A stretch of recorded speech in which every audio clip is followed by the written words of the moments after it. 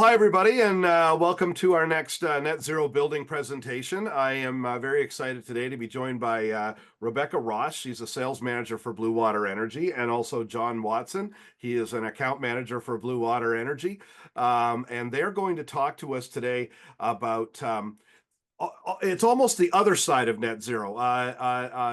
We've spoken a lot about making the home more energy efficient so that you're saving energy. But the ultimate goal, of course, of the whole net zero project is that your home might be producing energy. But even aside from that, in some of the conservation measures, there's also going to be a great push for electrification. We're going to be using more heat pumps. We're going to be integrating solar panels. And we're going to be getting into electric car charging, which is really a big change for how most people's houses are wired and set up for their power usage. There's storage issues. There's all kinds of things we're going to be talking about. So with that, I'm going to turn it over to John and Rebecca to introduce themselves. Thank you both for being here, and then they're gonna swing right into their presentation, and then I'll be back with you at the end for some Q&A and a little bit of discussion of what we heard. So John and Rebecca, take it away. Hi, so John Watson again from Bluewater Energy, along here with Rebecca Ross. We're based in Ontario, but we serve clients virtually throughout Canada. So basically, we're going to talk to you about solar PV basics. We're going to talk to you about net zero label requirements, which I think are going to be of special importance to Canadian home builders that we have here online with us. We're going to talk about critical planning points. What are the things that you need to know ahead of time before you start your build? And then at the end, we'll be talking about electrification and some load management as well.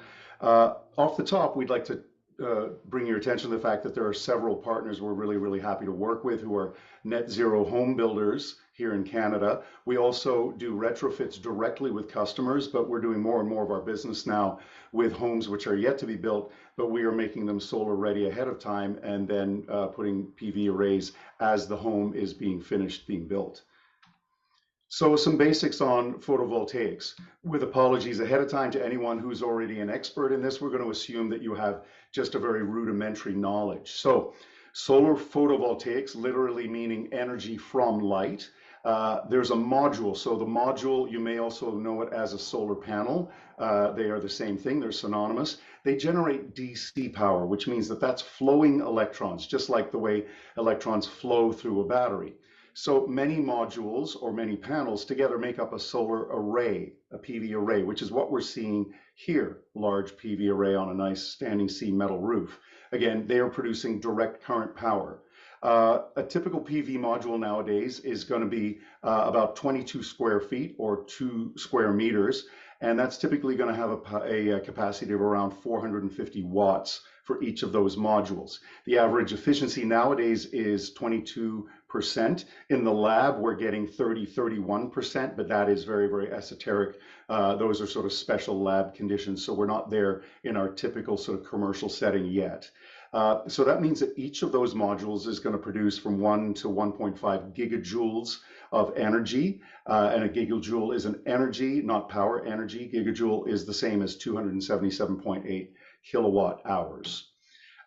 Here is a typical panel that we're using, kind of one of our rock stars right now is the Longi HIMO 7. The reason we are featuring this here is that its warranty now is exceptional. The level of quality control that is coming out of our panel manufacturers is truly exceptional. So you've now got a situation where you've got a 25-year materials and processing manufacturer warranty and a 30-year guarantee on the efficiency or the production of that panel not dropping below 87.4% after 30 years. So essentially what that means for you as a home builder is that you can feel secure knowing that you're putting this a power plant, something of extraordinary value that's creating value for your customer moving forward, that's going to have longevity 30 years, 40 years, maybe even 50 years. That's how long we're seeing some early solar PV systems going for. The solar PV inverter, now this is the brains of the outfit. As I said before, that electricity is coming off your roof, direct current, but in order to be able to function with everything in the house, we all know that AC, or alternating current, is how everything works in your house. Why does it work that way? Because all of the electricity that we normally get is generated either by a hydro dam, by a nuclear facility, by a coal burning facility, or by a natural gas plant. So it's spinning magnets. We need to simulate that. We need to take those flowing electrons and make them vibrate at 60 times per second. That's what our inverter does. So it converts DC to AC. It's going to match the grid power. It's also, for us, it's going to generate some electricity data. It's going to let us know about how that string, that series of panels is producing. In some cases, with the more sophisticated inverters, it can tell us what each individual panel is also doing. And in certain hub inverters, we can also tell, get some energy monitoring and tell what the home itself is also utilizing, as well as what's coming in from the grid. It's going to be outputting 240 volts at, as I said, 60 hertz, which is our North American standard. And we're going to size that inverter in kilowatts depending on the size of the PV array that you've got up on the roof. So we want to right size those together. Net metering. A lot of people have heard about net metering. Some people have a bit of an idea of how it works. In essence, you're producing a lot more solar power in the summertime than you are in the wintertime. And we want to kind of even out that usage. We want to try and match that. So basically, it means that you're going to be using your LDC, that is your local distribution company or your electric company. You're going to use them as a large seasonal battery. So what's happening here, number one, you're producing electricity from your solar PV array. Number two, you're going to use that first. It's backfed into the panel. You're going to use it in your home first. Any excess, anything above what you're using, goes through your bidirectional meter in reverse out to the grid. And number four, you get credited for that. So essentially, your LDC or your company stores that electricity for you in the form of credits. Now, whenever the sun is not shining or whenever you're using more electricity than you're producing, that means you're pulling back from the grid. So what that means is, number six here, that you are essentially balancing that out. They're going to say, okay, how much have you used? What are your credits? Here's what you're going to be paying for that. And so essentially, you as a home builder are helping for them to become an energy generator. You are making them energy independent to a certain degree.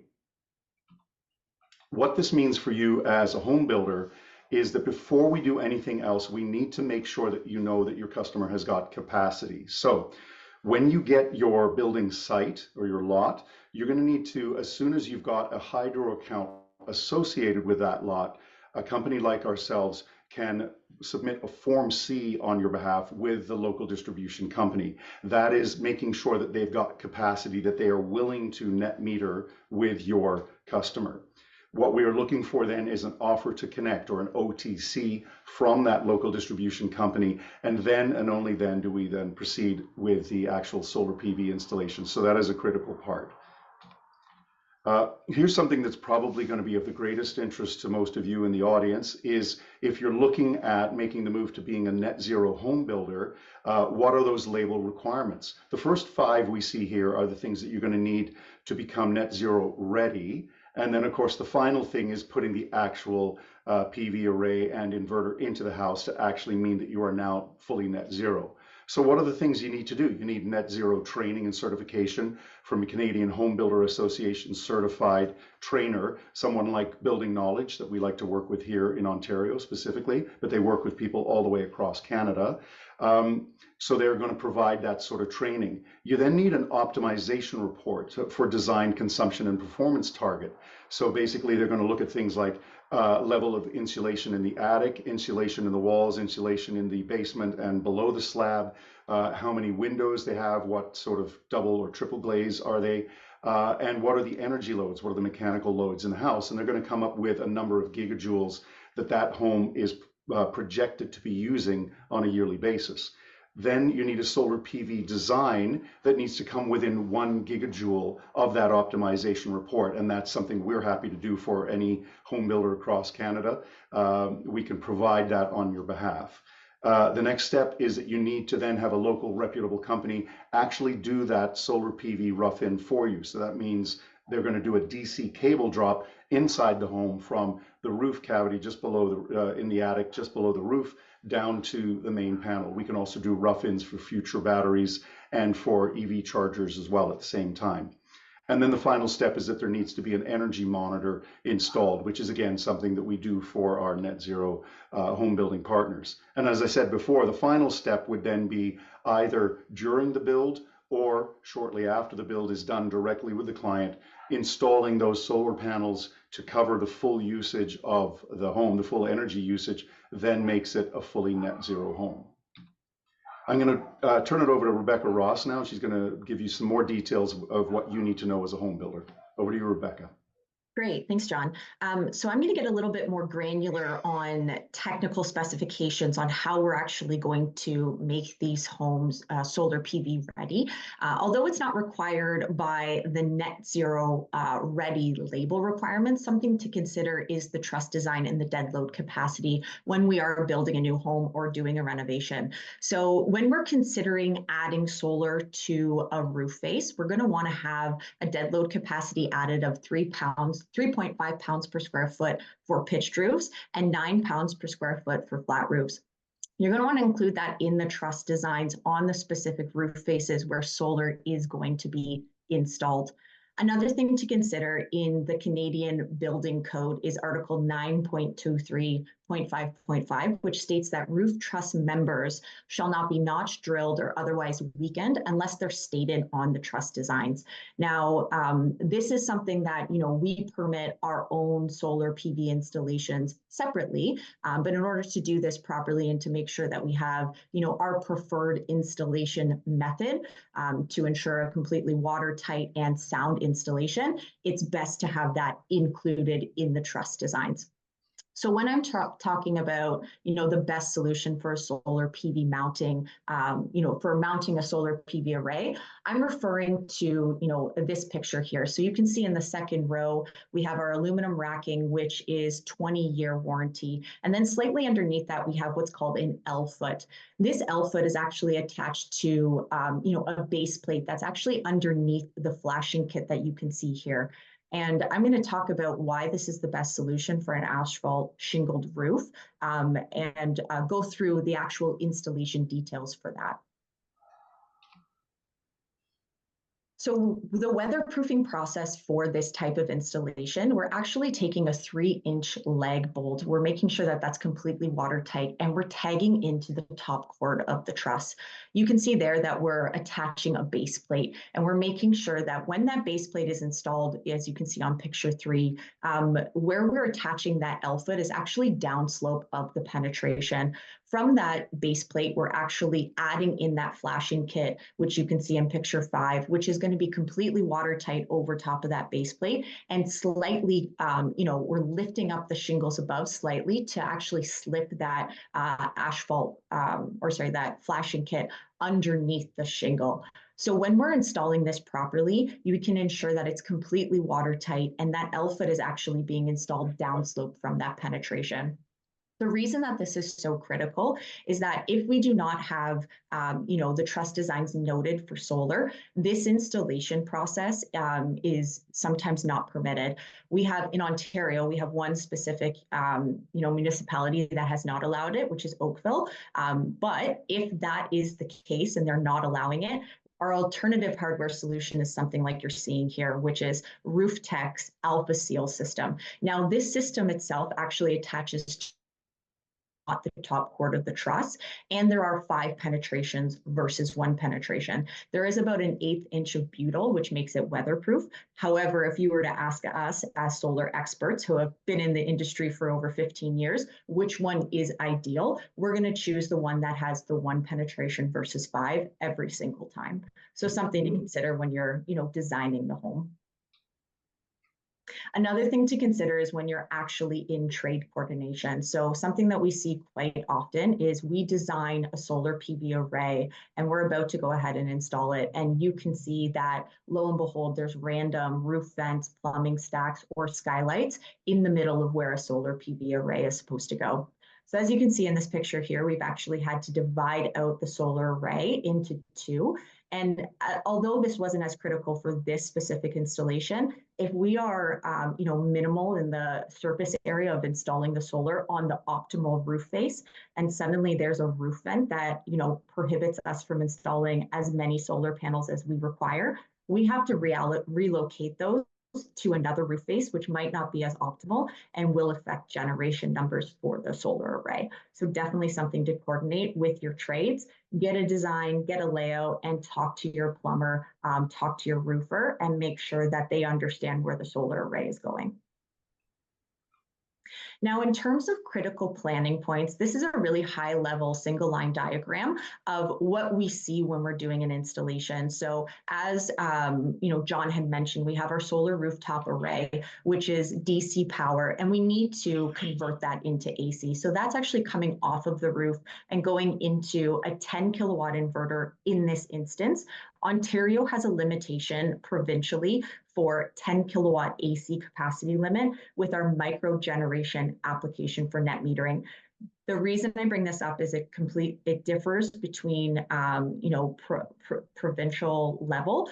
So BC has 100 kilowatts, Quebec has 50 kilowatts, but overall this is our max system that we see in Ontario.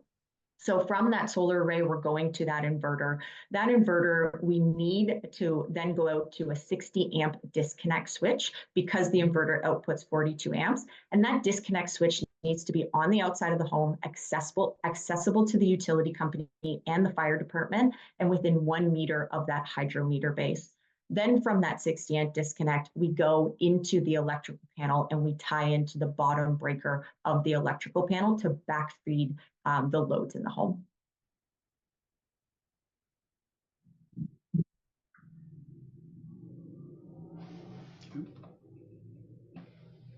So in terms of a solar PV connection and what this looks like inside the home, we need to make sure that there's a conduit from the attic to the utility room. And that helps us to ensure that the inverter, which ideally is installed in that utility room, can actually be connected to the electrical panel and to that disconnect switch. The inverter is outdoor rated. However, when we're dealing with new builds or renovations, the easiest line of connection is to keep that inverter closest to that electrical panel as possible. So there's two ways that we can make sure that a rough-in is complete. And without overwhelming anybody on this call, this is public knowledge from NRCan. There are PV ready guidelines, and there's multiple pages on how this can be installed and the ideal steps to take. But I'm going to go over them pretty quickly here, just so you get a high level overview. So that conduit from attic to utility can be a 2-inch EMT conduit or metallic conduit in order for us to run our DC power from the roof into the inverter location. If there is more than 3 bends in that metallic conduit, we simply cannot pull our wire through. So we would suggest a 10-6 tech cable, which is an armored tech cable, a little bit more in material, but actually saves you in labor and allows for those complex bends. Whatever solution that you choose to decide, we need to make sure that when we're in the attic, we have about 3 feet above the insulation line for that conduit or for that tech cable. If we are choosing tech cable, we want about 2 meters coiled in the attic and 2 meters coiled in the utility room so that we can actually do our tie-ins and connections properly. Now in this picture here that you see, we do have our disconnect shown. So this is a 60 amp disconnect switch, and that's within 1 meter of that hydrometer base. Something that's not required by the net zero ready or net zero label is the AC switch line. So the switch lines coming from the inverter to that disconnect, which is AC power, and then from that disconnect into the electrical panel or the utility room. Those PVC conduits need to be 1 1/4 inch in diameter. And depending on if your electrical panel is on one side of the house and your utility meter base is on the other, you're going through a garage, you might want to consider running those PVC conduits before you're pouring the garage slab itself. So all this to say, a rough-in is absolutely required, and you're going to want to integrate your electrician or solar PV experts like ourselves early on to just determine the wire paths here. In terms of electrical service itself, something that we always suggest for our builders here in Canada, or builders that we work with, is a 225 amp bus rated panel.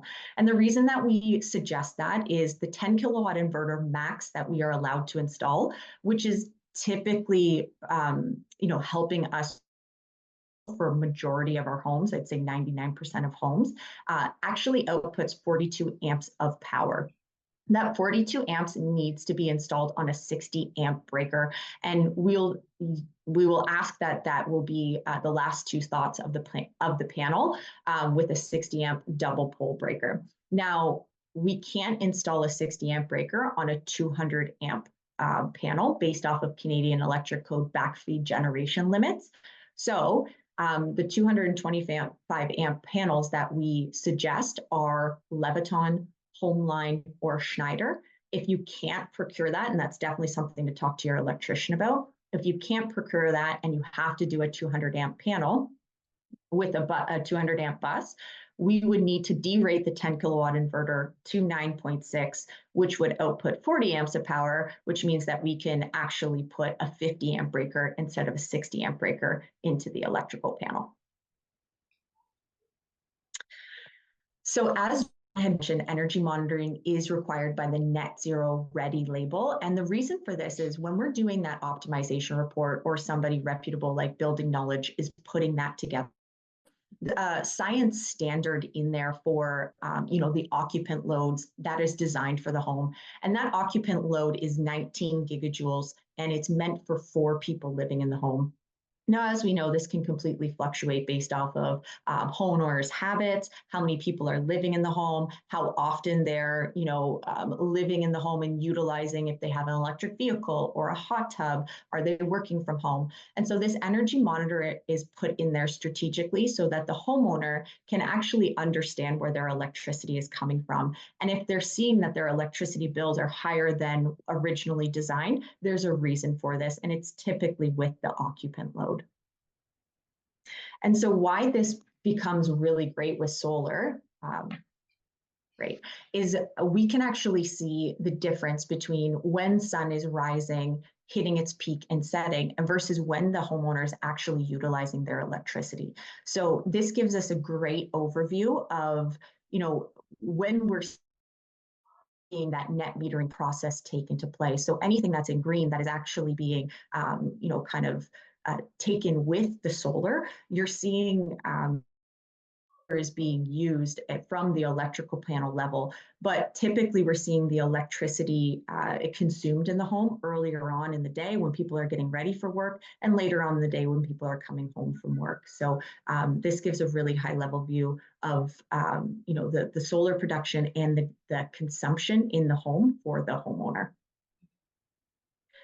Now, something really exciting for us is power control systems. So based off of Canadian Electric Code, there is a section 8106 that says when 2 or more loads are installed, and we've determined that only one can actually be used at a time, the one that's providing the greatest demand will be used in determining the calculated demand for the electrical service. So what this means for us from a Canadian standard is that we can now actually use power control systems, especially when we're electrifying the home. We're able to essentially load share or power share with certain circuits in the house so that we can actually stop from increasing in terms of service size. Now, this specific section in the Canadian Electric Code is currently not available in Ontario Electric Safety Code. However, it is supposed to be coming out for the amendments for 2025 of May, so we're very hopeful on that. However, this just shows how important load sharing is going to be to stop us from going from a 200 amp service to a 400, which can cost, we're seeing it in Toronto, tens of thousands of dollars for the homeowner, and the builder obviously needs to carry that burden to the homeowner as well.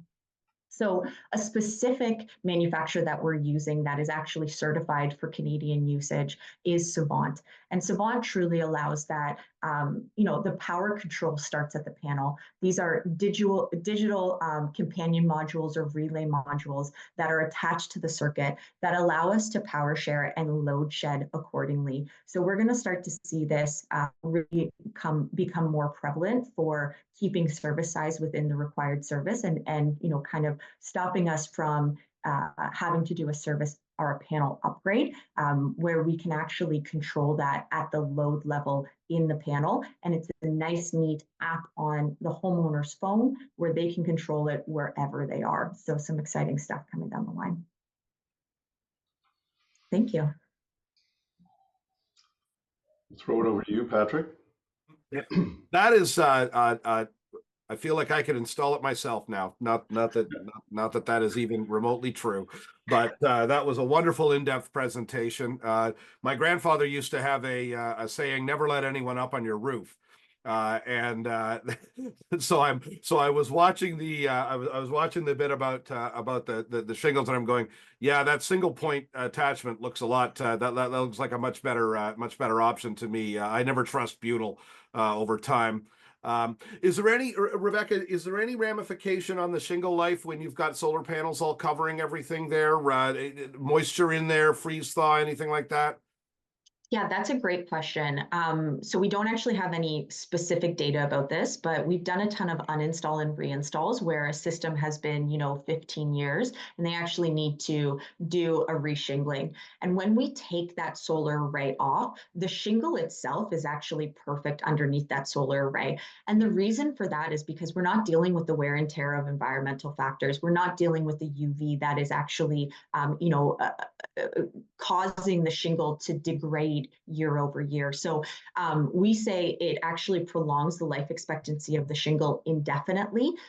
So there actually isn't, it's a benefit, and it helps to protect your investment on your roof.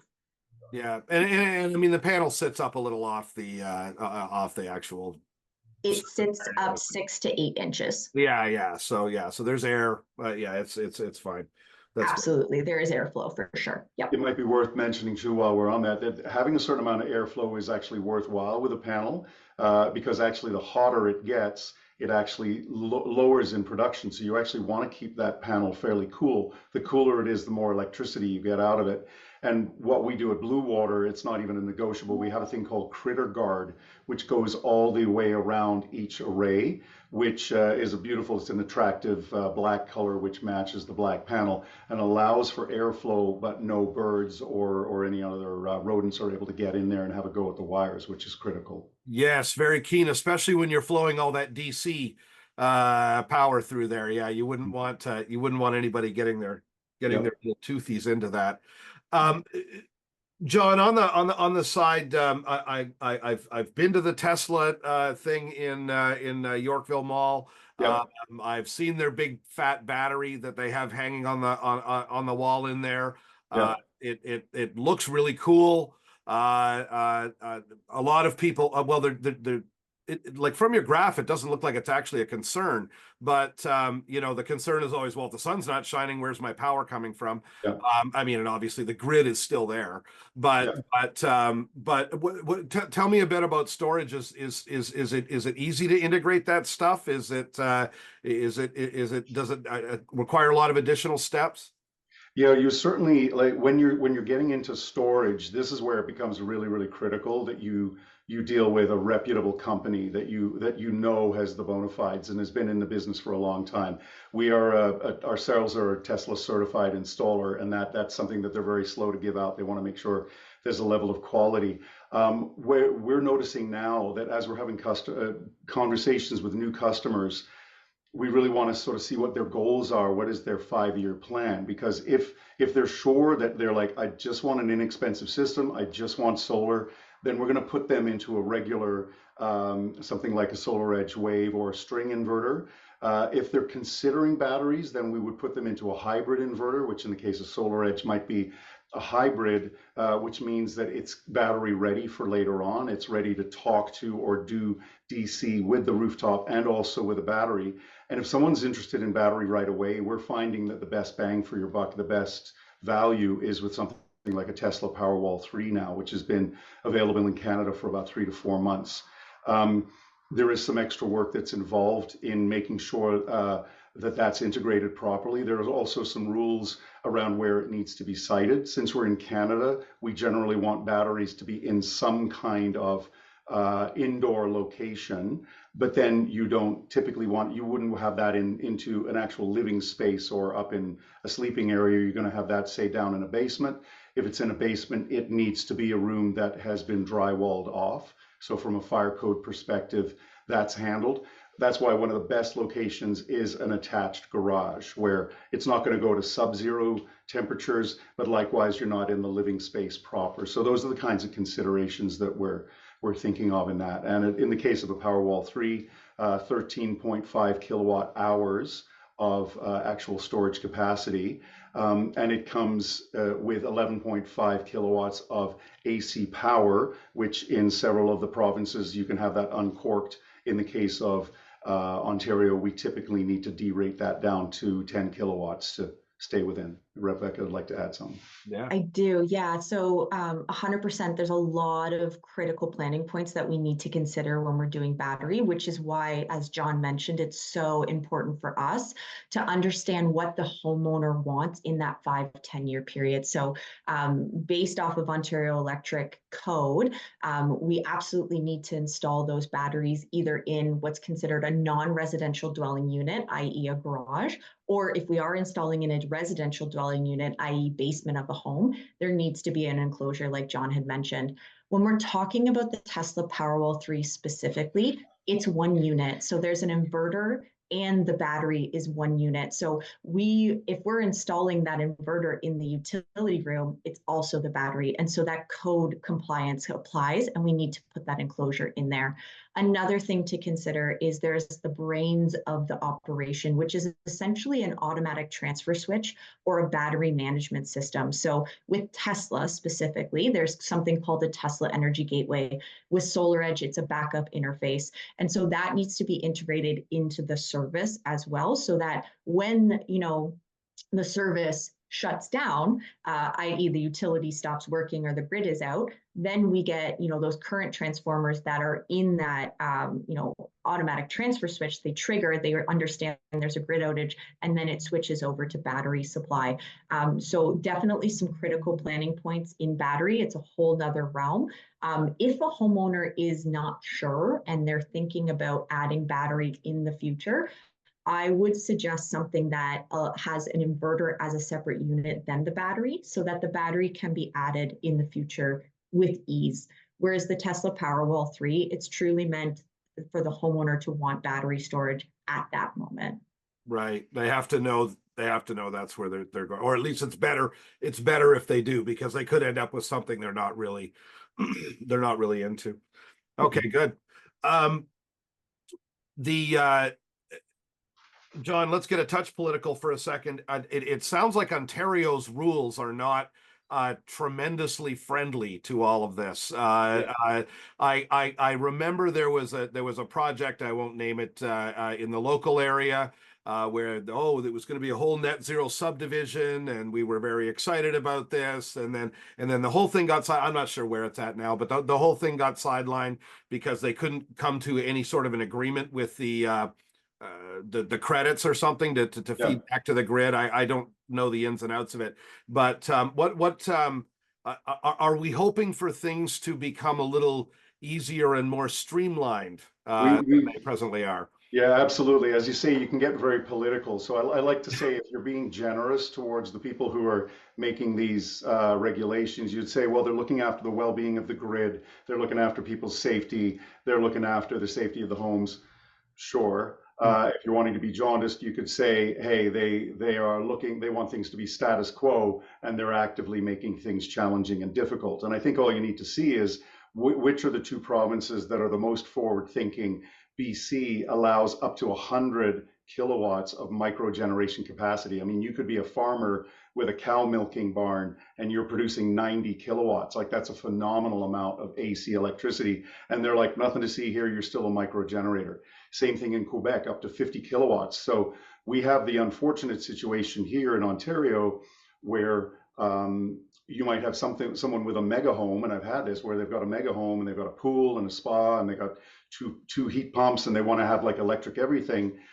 And you're then faced with a situation of either capping them at 10 kilowatts and going, we can cover 55% of your usage, but that's about it, or triggering a thing called a CIA, a connection impact assessment, which means you're now staring down the barrel of 30 to 40, perhaps more, thousands of dollars of just running through red tape. And then after that, you're now having a conversation with your local distribution company going, how much are you going to charge me for essentially being a generator? They're now treating you as if you're a small peaker plant. So it's not surprising that BC and Quebec are the places that have provincial EV grants still available in addition to the federal one, and that they're also extremely forward thinking and wanting to be proactive about renewable energy. So we, as a company based in Ontario, that is what we do. We work through those challenges with our customers and we advocate on their behalf.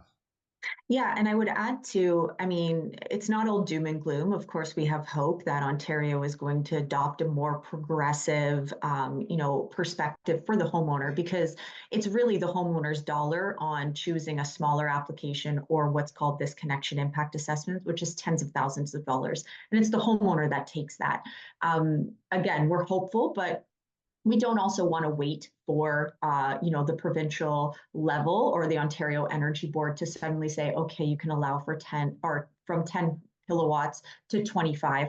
And this is where I think that this power control system is going to become so important, because no matter how much electricity we can generate, that's a cap for sure on 10 kilowatts, but we can actually control how much we consume. And I think there's a lot of wasted power in the home that the homeowner isn't even aware of. So when we're able to load share and when we're able to power control, when the homeowner's not even there, it's going to be so valuable. And it's actually going to result in, a smaller dollar amount on their utility bill, which then makes it capable for us to offset 100% of their electricity. Well, they've recently trusted us in Ontario enough to buy booze in convenience stores, so maybe they'll trust us to make our own power soon. That We would could use it to power our own still in our backyard. there you go. There you We go. could make Dr. McGillicuddy's elixir. And then we'll be just like BC. Oh, did I say that? Yeah. No, Yeah, there you go. Yeah. Perfect. What else did I have here? Part of me twitched at the idea of having this great big long DC power cable going through my house, but I'm sure there's ways to make that safe. The tech cable has a lot to do with that, and I'm glad you brought that up, Patrick, because there was a lot of scaremongering that went around that, and that was especially supported by people who are into micro inverters, because they're going, oh, you don't want DC electricity coming off your roof. You got to invert it up on the roof and then send it down as AC. And then what we've discovered is it's a nothing burger. It's not an issue, and especially with that highly shielded tech cable, there have been no problems with that. Yeah. Rebecca, you noted on your roof talk, and it got me thinking, because I get into this a lot actually on the window side. The orientation of the panels is obviously a critical thing, at least for the amount of power that you're getting, or the peak power that you can get. How bad is it when you're forced into not having the panels oriented in the exact way that you want? Like, I mean, like what if that west side of the building is just, no good, or there's too many vents, or, or the building's just not made that way. Do you lose a lot if you have to put the panels the wrong way? Absolutely. So, I mean, in terms of the wrong way, I mean, any orientation is still going to generate power. Right. It's just a matter of what's going to be the most efficient power source for you, and the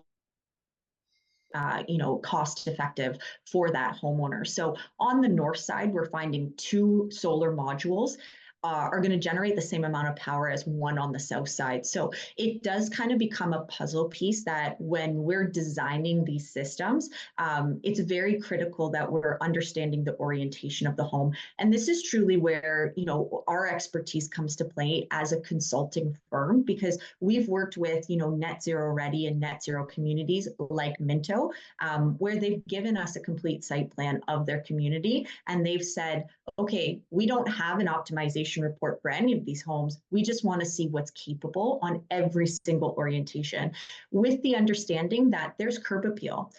Builders want their communities to still look great. And a lot of people don't believe that solar looks great. And so they want to avoid the front of the house. So, hey, here's 8 orientations, design the solar array, and let's see what the worst case scenario is. And then let's build the home so that it is a perfect envelope that achieves that optimization or that consumption. So definitely a lot of you know, factors that we can work through if we're at the very beginning of the design phase, for sure.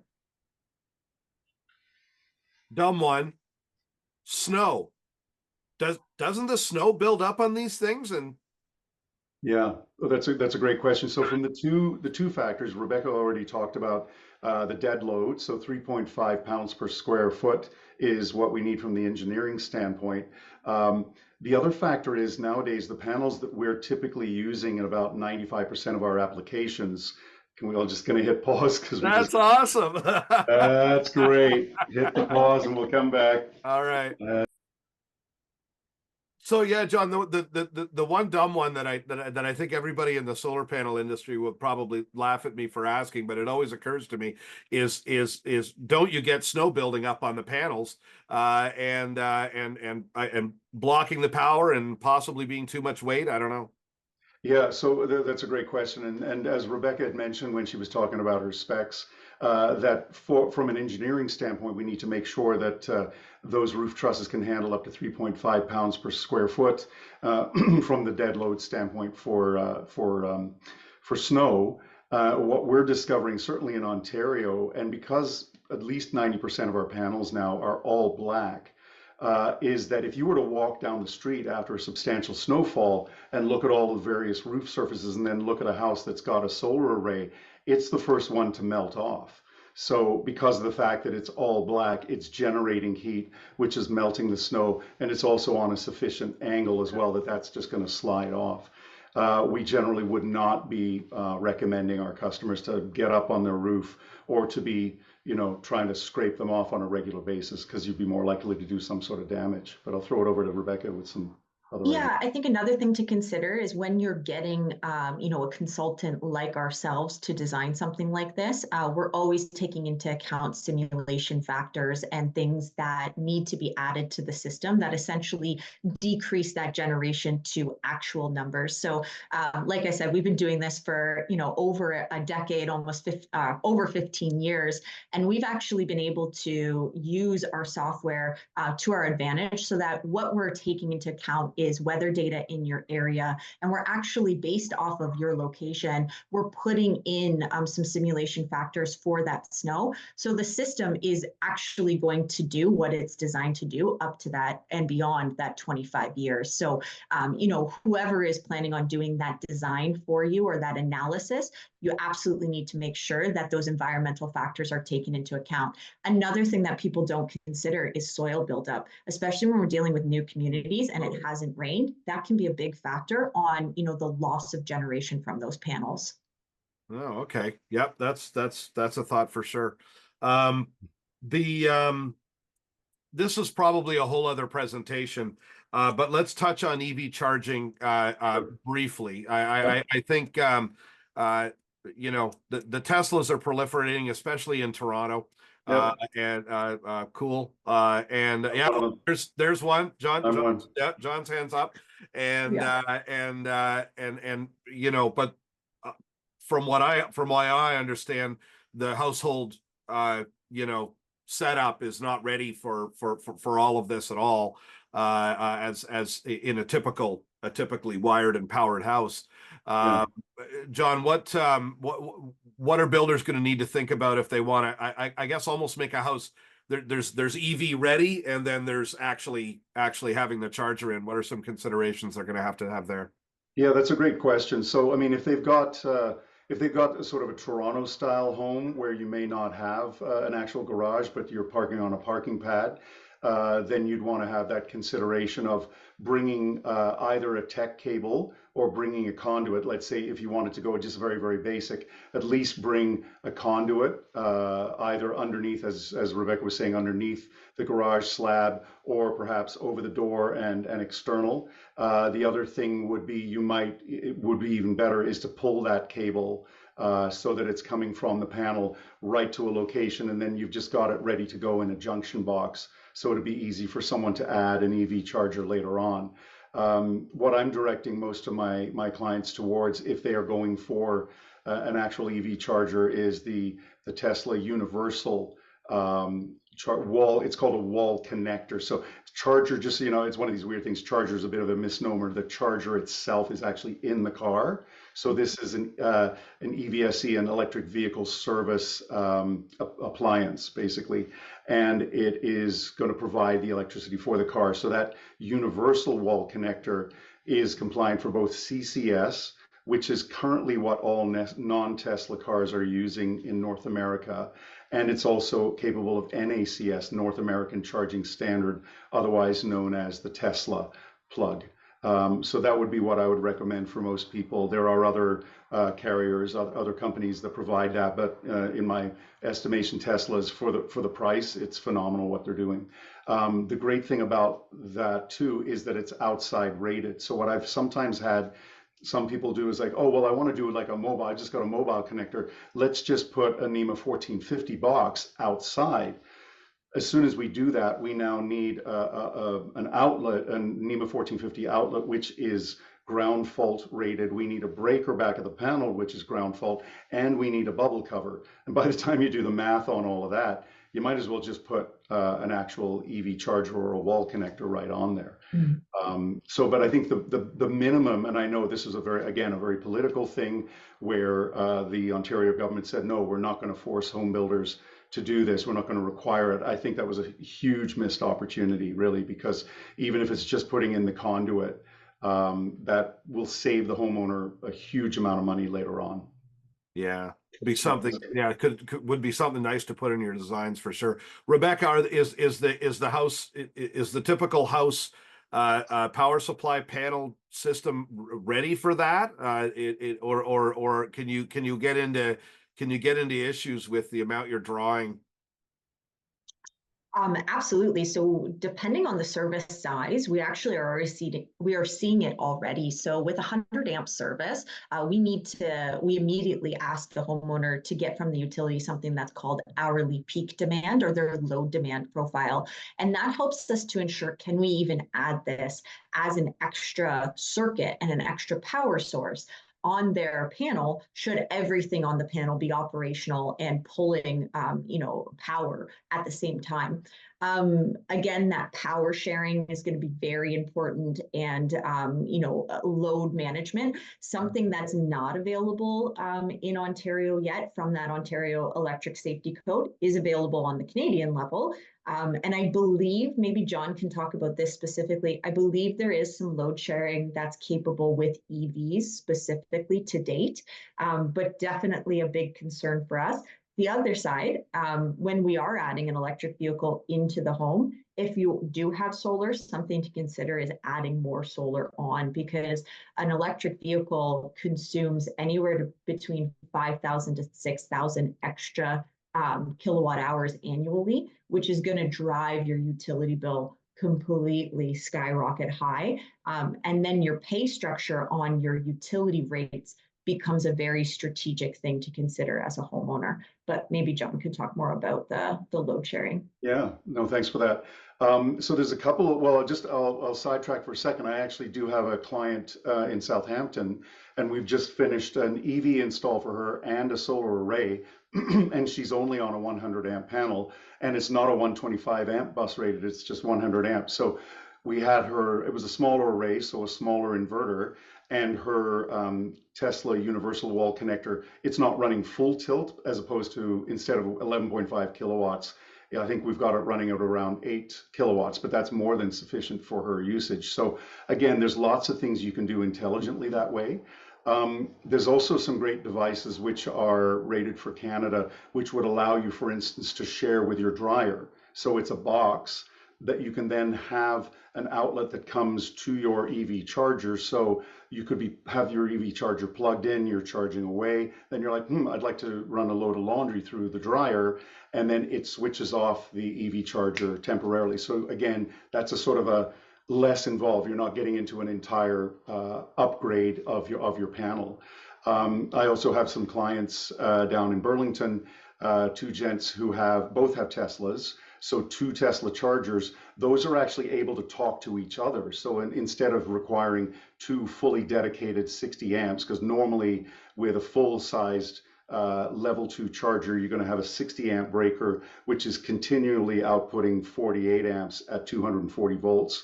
You now can have both of them intelligently talking to each other, so they are managing the load between them. So there's all kinds of really, really great things coming down the pipe. Folks, great discussion. There's so much here. Definitely, your contact information is going to be on the next slide at the end of this. I definitely recommend anybody diving into this with more questions to reach out to you guys.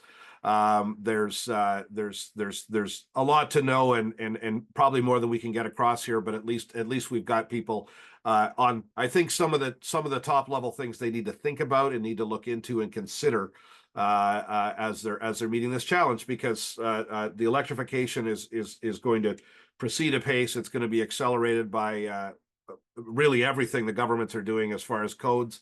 And it's just going to be something I think we all have to get involved in going forward. So Rebecca Ross, John Watson from Bluewater Energy, thanks so much for joining us on Net Zero Building. Thanks so Thank much. you for your time. Yeah, appreciate it. Thank you.